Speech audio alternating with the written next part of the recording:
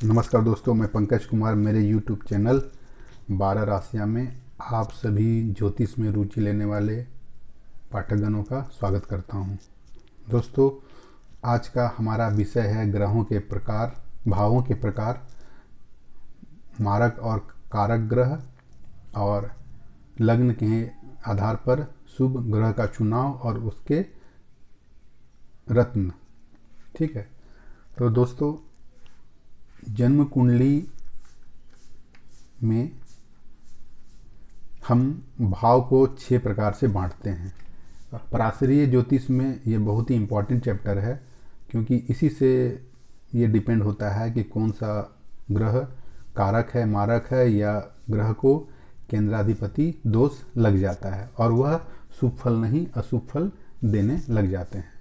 ठीक है, तो हाउस के बारे में चर्चा करें तो यहाँ मैंने मेष लग्न की कुंडली बनाई है। इसको आप हाउस समझें। यहाँ पहला हाउस, दूसरा हाउस, तीसरा, चौथा, पांचवा, छठा, सातवां, आठवां, नौवां, 10वां, 11वां, 12वां।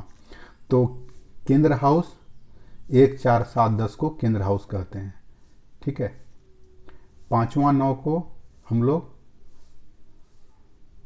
त्रिकोण हाउस भी कहते हैं, और उसमें एक और जुड़ जाएगा तो 1, 5, 9 को हम लोग त्रिकोण हाउस भी कहते हैं। तो हमारा केंद्र यानी पहला हाउस केंद्र हाउस भी हुआ और पहला हाउस त्रिकोण हाउस भी हुआ, क्योंकि 5वां 9वां और एक हाउस को त्रिकोण हाउस भी कहा जाता है। फिर तीसरे, छठे और 11वें भाव को कहा जाता है त्रिशायपति। यह भाव शुभ फलदायी नहीं होता है। ठीक है, लेकिन अगर यह त्रिशायपति स्वराशि में हो तो शुभ फलदायी हो जाते हैं। फिर दूसरा और 12वां हाउस, यह हाउस न्यूट्रल होता है, और इसका न्यूट्रल होना इस बात पर डिपेंड करता है कि उसकी दूसरी राशि किस हाउस में पड़ रही है और उसकी मूल त्रिकोण राशि वगैरह क्या है।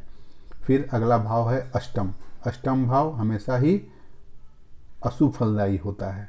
ठीक है, और अगला भाव है लग्न। ठीक है, तो लग्न चूंकि केंद्र भी हैं, तो नैसर्गिक रूप से शुभ ग्रह हैं गुरु और शुक्र। ठीक है, और नैसर्गिक रूप से अशुभ ग्रह हैं मंगल, शनि। क्रूर ग्रह हैं सूर्य। चंद्र जो है वो कृष्ण पक्ष का चंद्र अशुभ फलदायी होता है और शुक्ल पक्ष का चंद्र शुभ फलदायी हो जाता है। बुध शुभ ग्रह के साथ शुभ होता है और अशुभ ग्रह के साथ शुभ हो जाता है। ठीक है, तो मैं ग्रह के बारे में नहीं समझा रहा हूँ। ग्रह जिस भाव के स्वामी बन जाते हैं उसके अनुसार उसका शुभ अशुभ क्या फलदायी हो जाता है। ठीक है, तो केंद्र के स्वामी यानी 1, 4, 7, 10 केंद्र के स्वामी सोम ग्रह हों तो अपना शुभत्व खो देते हैं, परंतु वह पापी नहीं हो जाते हैं। केंद्र के स्वामी अगर सोम ग्रह हों तो अपना शुभत्व खो देते हैं, परंतु वह पापी नहीं बन जाते हैं, लेकिन बल्कि उसका शुभ या पाप प्रभाव इस बात पर निर्भर करता है कि उस ग्रह की दूसरी राशि कहाँ पड़ती है। ठीक है, उसी तरह फिर केंद्र के स्वामी अगर क्रूर ग्रह हों, मंगल शनि हों, तो अपना अशुभ फल खो देते हैं। इसका मतलब ये नहीं हुआ कि वह शुभ हो जाते हैं। उसका शुभ या अशुभ होना इस बात पर डिपेंड करता है कि उसकी दूसरी राशि कहाँ पड़ती है, त्रिकोण भाव में पड़ती है कि त्रिशाय में पड़ती है कि 2-12 में पड़ती है, उस पर वो डिपेंड कर हो जाता है। तो इसी को हम लोग केंद्राधिपति दोष कहते हैं। ठीक है, तो दोस्तों इसी चीज़ को जिक्र करने के लिए मैंने 12 लग्न की कुंडली बनाई है, और आज मैं आपसे सिर्फ जिक्र करूंगा लग्न के बारे में। लग्न में मतलब केंद्र के बारे में। केंद्र में हो गया 1, 4, 7 और 10। ठीक है, और इसमें मैं जिक्र कर रहा हूँ सिर्फ केंद्र के पहले हाउस के बारे में। देखिए, मेष लग्न की कुंडली में अच्छा, इसके पहले हमारा जो जोडिएक है उसमें 12 जो राशियां हैं उसमें हर एक ग्रह को 2-2 राशि की स्वामित्व प्राप्त है। सिर्फ चंद्र को और सूर्य को छोड़ के। देखिए इस मेष लग्न की कुंडली में मंगल को पहले और 8वें का स्वामित्व प्राप्त है, शुक्र को दूसरे और 7वें, बुध को तीसरे और 6ठे, गुरु को 9वें और 12वें, शनि को 10वें और 11वें, और सूर्य को 5वें, चंद्र को चौथे। यानी चंद्र और सूर्य एक एक घर का स्वामी है, बाकी सब दो दो घर के स्वामी होते हैं।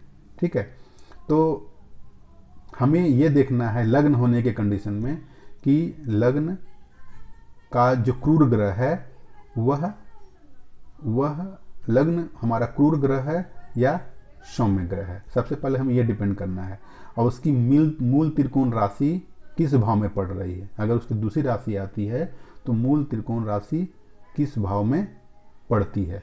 ठीक है, तो मंगल के केस में मंगल यहाँ लग्न का स्वामी है और अष्टमेश का स्वामी है। अष्टम भाव शुभ फल नहीं देता है, लेकिन मंगल की जो मूल त्रिकोण राशि है वो पड़ रही है लग्न में, इसलिए मंगल को अष्टमेश होते हुए उसको अष्टमेश का दोष नहीं लगेगा और मंगल यहाँ शुभ फलदायी हो जाएगा। वृष लग्न की कुंडली में शुक्र पहले और 6ठे भाव का स्वामी हो रहा है। शुक्र यहाँ सौम्य केंद्रेश है, लेकिन उसका दूसरा स्वामी यानी उसका जो मूल त्रिकोण राशि है वह 6ठा भाव में आ जा रहा है, इसलिए यहाँ शुक्र शुभ फल नहीं देगा, ये पाप फल देने लगेगा।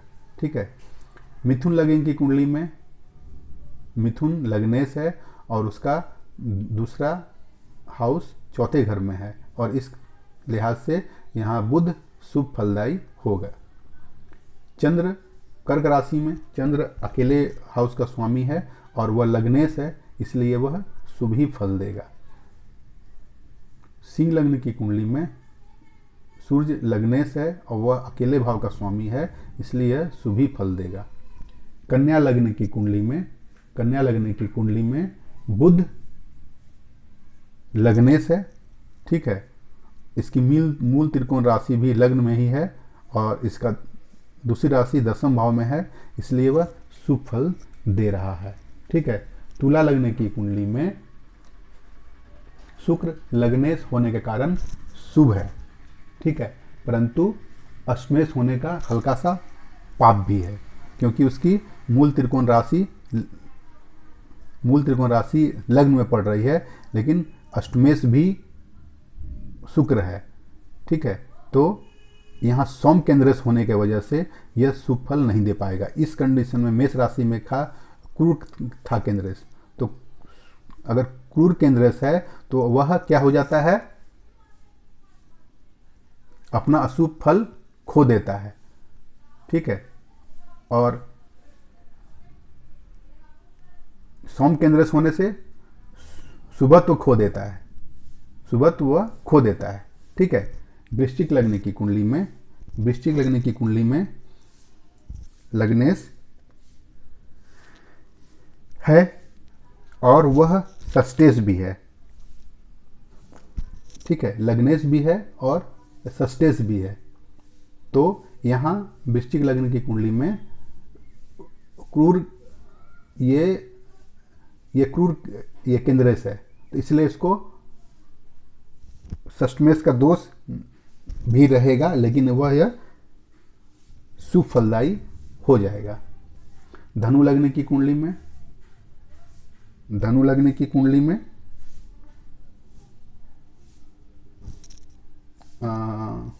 जुपिटर जो है दो पहली और चौथी का स्वामी है, और यह इसे केंद्राधिपति दोष लग जाता है। ठीक है, इसलिए वह शुभ फलदायी नहीं होगा, क्योंकि दूसरी राशि इसकी एक केंद्र भाव में आ रही है, इसलिए इसे केंद्राधिपति दोष लग जा रहा है। मकर लग्न की कुंडली में शनि लग्नेश है और उसकी दूसरी राशि द्वितीय भाव में है, इसलिए इसे केंद्राधिपति दोष भी नहीं लग रहा है और यह शुभ फलदायी हो जा रहा है। ठीक ठीक है। उसी तरह फिर अगर हम आते हैं कुंभ लग्न की कुंडली में, तो कुंभ लग्न की कुंडली में शनि लग्नेश है, लेकिन उसका द्वितीय स्वामी द्वादश भाव में है, लेकिन उसकी मूल त्रिकोण राशि लग्न में है, इसलिए शनि क्रूर टेंडेंस होते हुए वह क्रूर फल नहीं देके शुभ फल देने लगेगा। मीन लग्न की कुंडली में क्या बृहस्पति लग्नेश है, ठीक है, उसकी दूसरी राशि दसम भाव में है, इसलिए यहाँ मंगल बृहस्पति यहाँ पर शुभ फल ही देगा, ठीक है। आशा है दोस्तों आपको ये मैं यहाँ तक समझाया हूँ। आगे मैं चौथे, सातवें, 10वें का बताऊँगा, फिर मैं बताऊँगा त्रिकोण का, फिर त्रिचायपति का, अष्टम का, लग्नेश का, सब का मैं बताऊँगा, ठीक है। तो आज का वीडियो दोस्तों इतना ही। आशा है मुझे आपको ये मेरा वीडियो पसंद आया है। अगर पसंद आया तो लाइक कीजिए, शेयर कीजिए। हम लोग फिर अगले 2-3 वीडियो में इसी चैप्टर में हम लोग मतलब आगे चर्चा करेंगे, ठीक है। आशा है दोस्तों आपको समझ आया है, तो हमें लाइक शेयर कमेंट जरूर करें। धन्यवाद दोस्तों।